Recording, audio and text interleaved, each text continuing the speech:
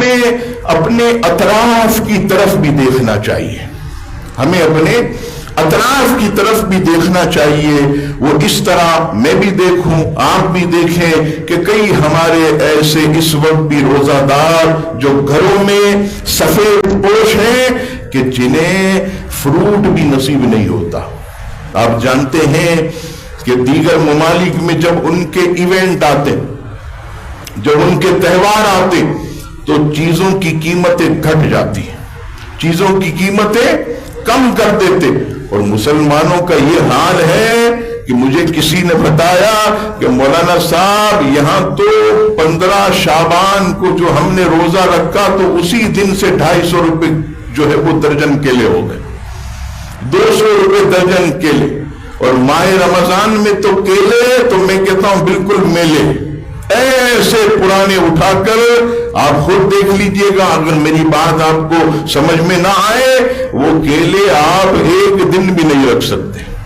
بالکل گل سڑ جائیں گے، ایسی چیز مارکیٹوں میں لاتے، ورنہ عام دنوں میں تو چلو 2 دن رہ بھی جائیں گے۔ یعنی کیا مطلب کہ ماہ رمضان میں اس قدر مسلمانوں سے نفع بٹورا جاتا اور پھر اس کے بعد چیز بھی جو ہے وہ اچھی نہیں دی جاتی۔ یہ مسلمانوں کا حال ہے۔ اللہ کرے کہ ہمارے اندر وہ جذبہ آئے کہ ہم بھی جو ہے سستے فروٹ کا اسٹال لگائیں، ہم بھی جو ہے سستے فروٹ کا جو ہے وہ بینر اور بینافلیکس لگا کر مسلمانوں کو جو ہے وہ ہم سہولت فراہم کریں، اور پھر اس کی برکت یہ ہوگی کہ اگر ہم نے ایسا کام کیا کہ ہم نے چیزوں کے ریٹ کم کر دیے، ہم نے جو ہے اس کا ریٹ آدھا کر دیا، الحمدللہ ثم الحمدللہ، رب کریم کی ذات سب کو دیکھ رہی ہے، رب کریم آپ کے رزق میں ایسی برکت دے گا کہ اس نفع سے بھی وہ برکت نہ ملی ہو۔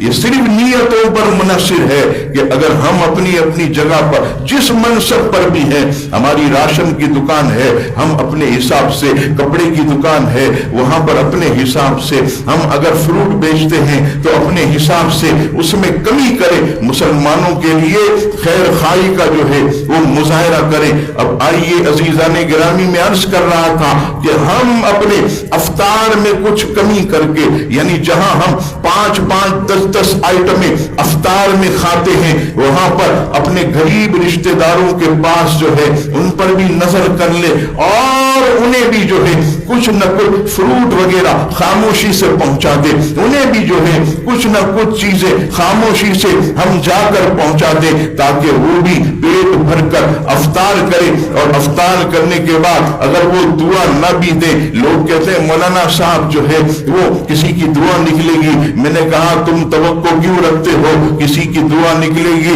بس تم اگر کسی کی مدد کرو، کسی کو کچھ دو تو اس نیت سے دو کہ دعا نکلے نہ نکلے، ملے نہ ملے، میرا رب راضی ہو جائے، اللہ تبارک و تعالی ہم سے جو ہے وہ راضی ہو جائے۔ تو اس چیز کی جو ہے خاص طور پر جو ہے وہ تلقین جو ہے وہ کرنی چاہیے۔